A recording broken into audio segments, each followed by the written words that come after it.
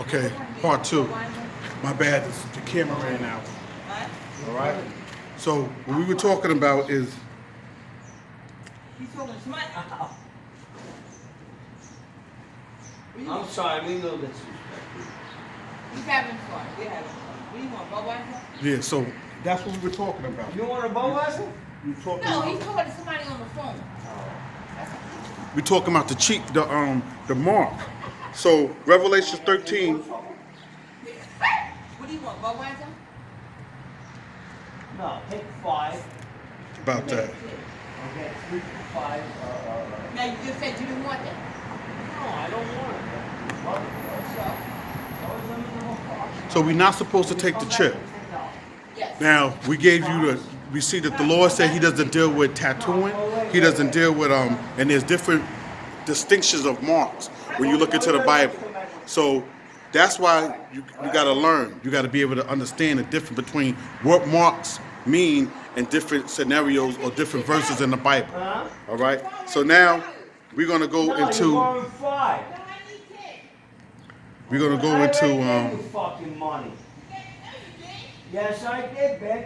Come on, don't make me go that way. You bring me back $10. We're gonna go into Come back. where we at? We are going to. I got thing what branding means with the chip, concerning the chip. So hold on, let me find it. Here we go.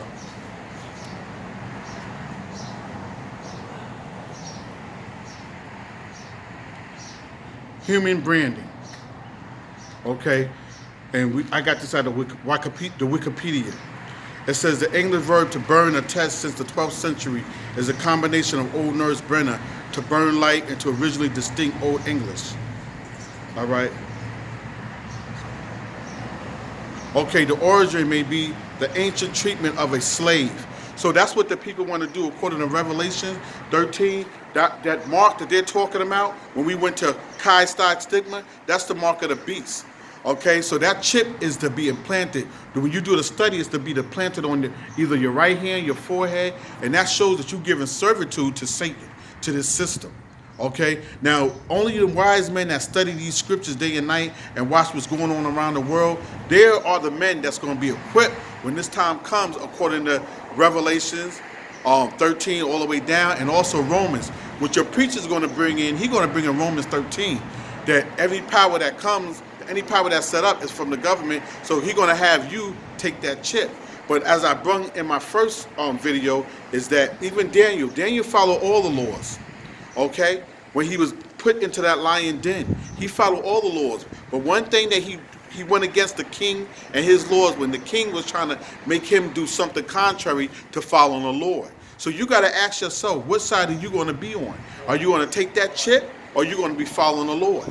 Okay. But then it says, where was I at? It says livestock. So that's what they're going to do. They're going to use us as livestock. You're going to be totally submissive to this system and its rules. Okay, they know everywhere you go at, all the things that you do, what they're doing right now with their technology, with their cameras all around. Okay, that's why they have the cameras on the street. Everything is going to deal with technology. All right, which is technology is an all-time high. So where you going to be at? And that day, when the great day of the judgment of the Lord, what side you going to be on? Who you with? That's what you got to ask yourself. Then it says, and other colonial slavers branded millions of slaves during the period of the transatlantic enslavement. They're going back to their old ways, just like the system is going back to the ancient Roman Empire and the ancient Egypt. It's the same thing, ain't nothing new under the sun. All right? Then it says, sometimes there were several brandings for the Portuguese crown and the consecutive private owner, an extra cross after baptism, as well as by African slave catchers. Now listen to this. Ancient Romans marked runaway slaves with their letters, FGV. And it says fugitivis. An intermediate case between formal slavery and criminal law is when a convict is branded and legally reduced with or without time limit to slave-like status, such as on the galleys in French branded gal or TF, Travex forces, forced labor until 1832 in the penal colony or auction to a private owner. So that's what this is about with this RFID chip. Where you going to be at with this? Are you going to stand on it or are you going to be somewhere else? So this is what you got to remember that. And also they use this as punishment. So then you remember we brought out that you have the red list, the yellow list, and the blue list. The yellow list, I believe, is the people that was, they're willing to follow it. They're willing to follow it. That's what the yellow list. The blue list was like, such and such and such. But the red list is the list that they feel like the people that's going to stand up back to them. They're going to fight. They're going to be like some, quote unquote, some of you patrons and stuff like that. So that's what this is. Thank you for picking that up. I appreciate that. And then it says the Acts of Shabar.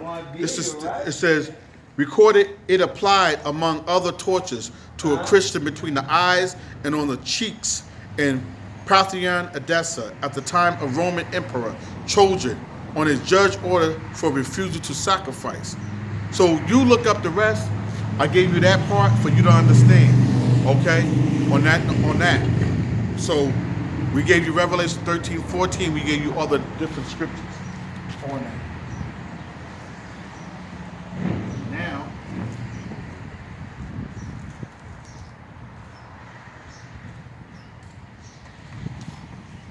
Now what we're going to go into, that's the intermission on that. Now we're going to go into the breakdown of Psalms. I just want to give that prophecy concerning the chip.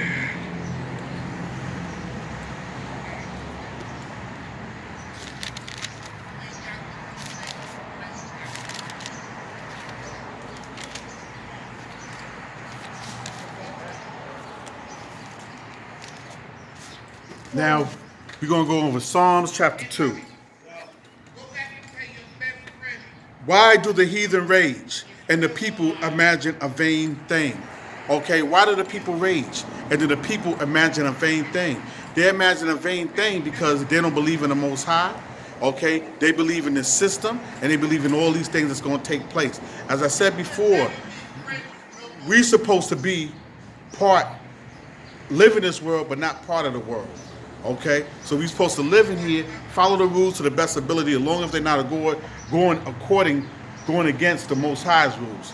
His rules is first and foremost. All right. Then it says, let me give you a precept to that, where it says, "Why do the heathen rage and the people imagine a vain thing?"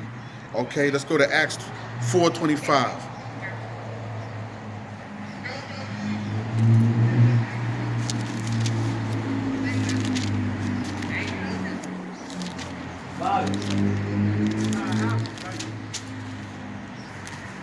Acts 4:25, and it says, "Who by the mouth of their servant David has said, why do the heathen rage and the people imagine a vain things?" Verse 26, "The things of the earth stood up, and the rulers were gathered together against the Lord and against Yahushua." So that's what they mean. Why do the heathen rage? Because they're going against the Most High. Okay, that's what that means. All right. Now let's go to Obadiah. Why do the heathen rage?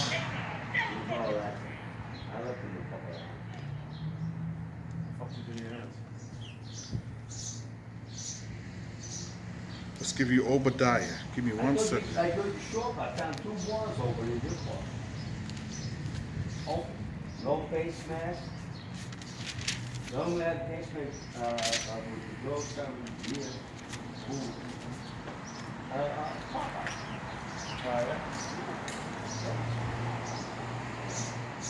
I didn't want to read. It's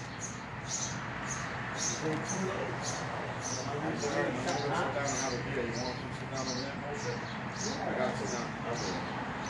Where is Obadiah?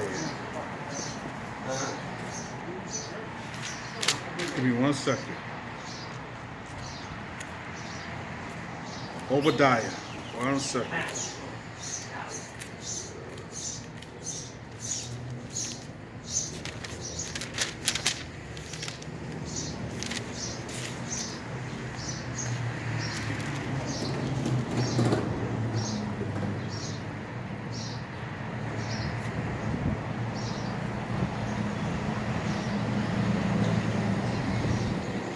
$1,000. Give me 1 second.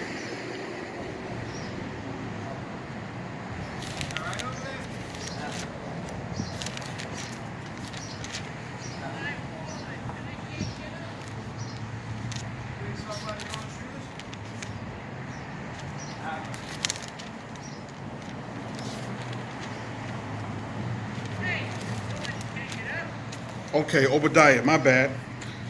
And it says, we're going to start at verse 3. Obadiah, verse 3. The pride of thy heart hath deceived thee. This is the heathens. What it said, why did the heathen rage? Though that dwells in the cliffs of the rock, whose habitation is high, that said in his heart, who shall bring me down to the ground? Though thou exalt thyself as the eagle. Now this is talking about Esau in his kingdom, but this is their way of thinking. Okay, so we say like, why do the heathen rage? Because they don't feel like their kingdom is going to ever end. They feel like all this folly and all these wicked things are going to continue on. Okay, now let's go back to Psalms. Psalms 2, verse 2. Psalm chapter 2, verse 2.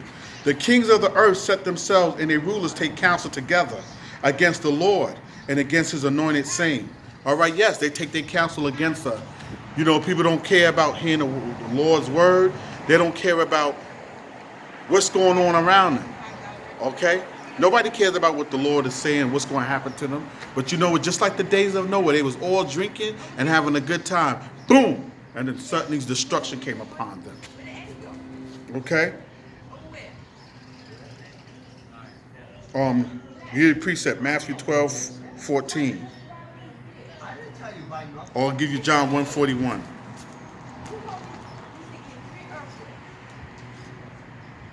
John 1:41.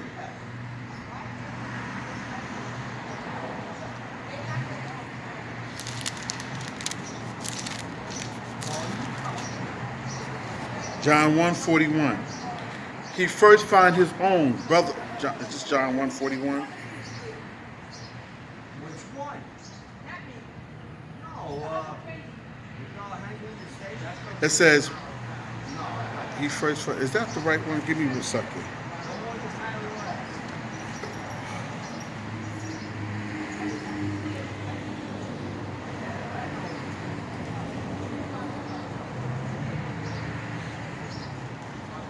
Hold on, that ain't the right one. Let's go to Matthew 26:3 and 4. I think that's it. Matthew 26:3 and 4. Matthew 26:3 and 4.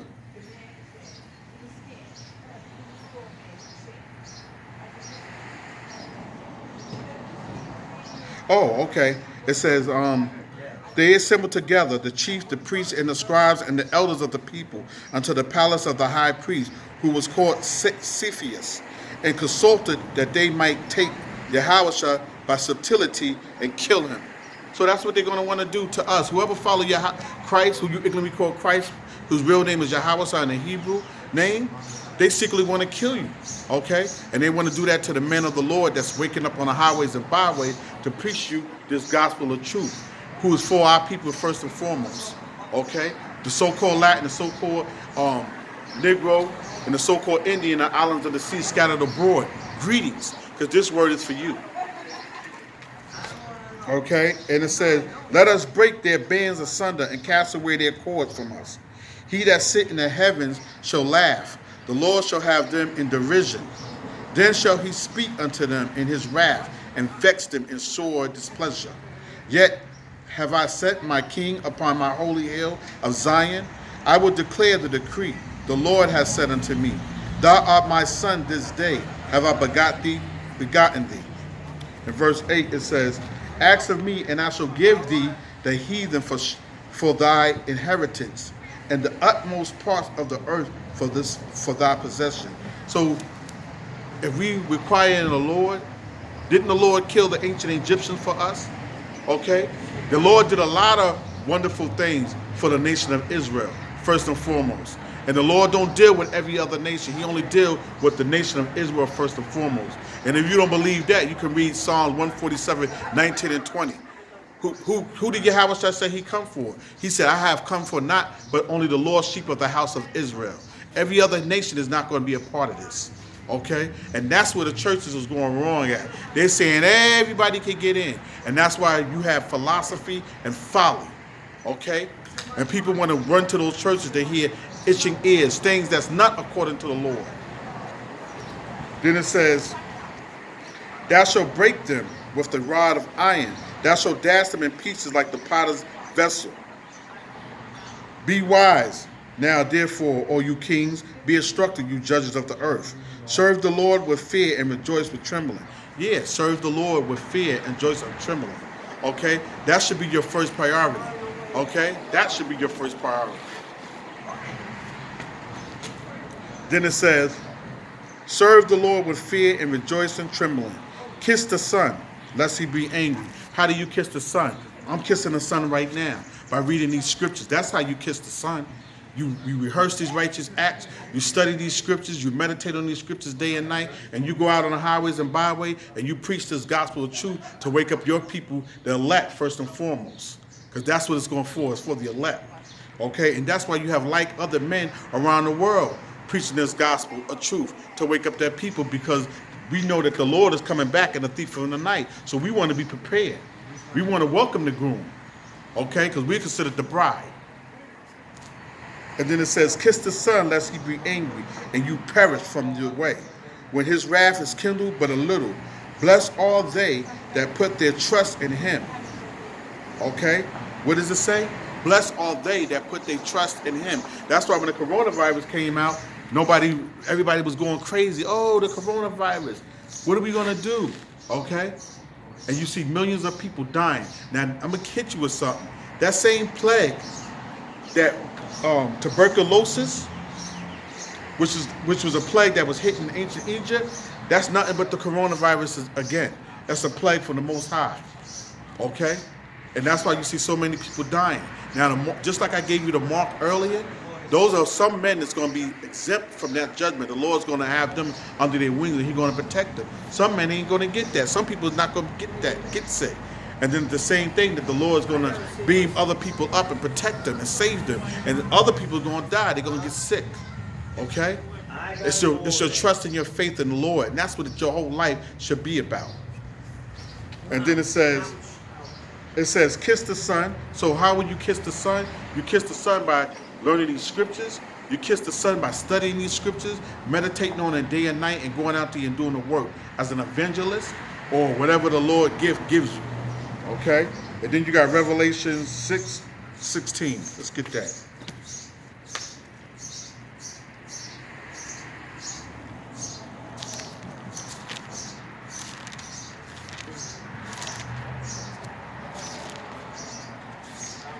Revelation 6:16, and it reads, and said to the mountains and rocks, fall on us, and hide us from the face of him that sit on the throne, and from the wrath of the Lamb.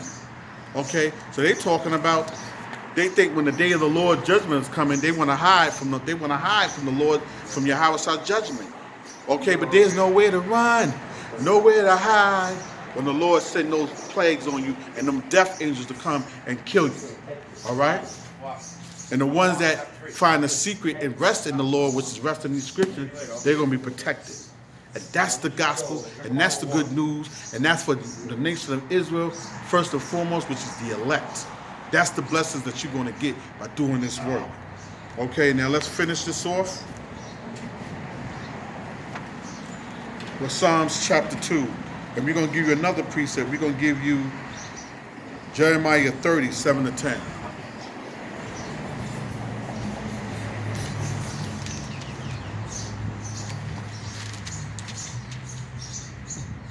Jeremiah 30, 7 to 10. Alas, for the day is great, so that none is like it. It is even the time of Jacob's trouble, but he shall be saved out of it. What is it? He shall be saved out of it. And now the Jacob is the 12 tribes of Israel. That's the first and foremost. This is who the Lord is coming from. He ain't coming for everybody. All right? He ain't coming for everybody. He coming for the nation of Israel first and foremost. All right? And then it says, for it shall come to pass in that day, said the Lord of hosts, that I will break his yoke from off the neck, and will burst thy bonds, and strangers shall no more serve themselves of him. But they shall serve the Lord their power, and David their king. And that's the good news.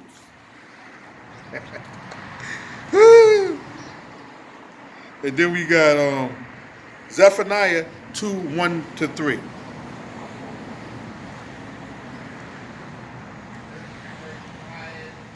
Zephaniah 2:1-3. It says, gather yourself together.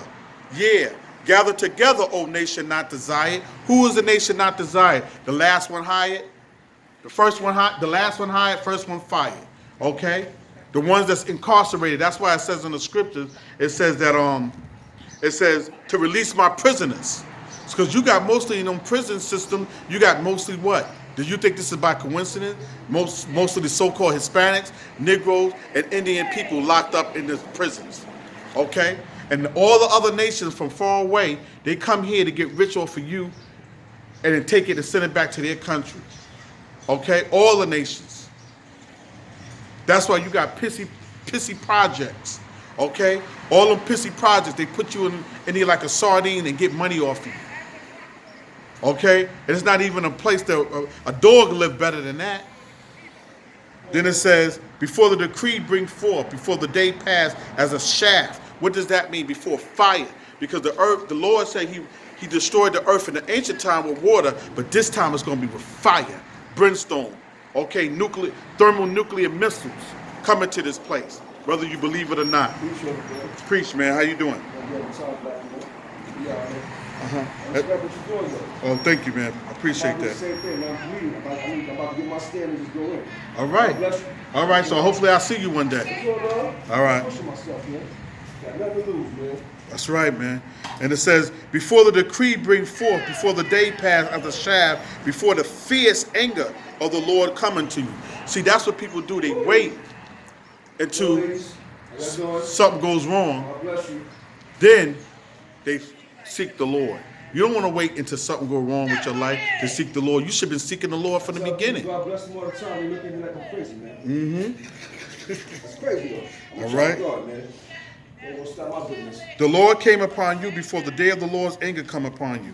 Seek ye the Lord, all you meek of the earth, which have wrought his judgment. Seek righteousness, seek meekness. It may be you shall be hid in the day of the Lord's anger. All right? So that's the gospel. That's the good news. You know what I'm saying? We're going to let the internet spread it worldwide. You know what I'm saying? And Brother Shemai Basar, and I hope you was edified. Shalom.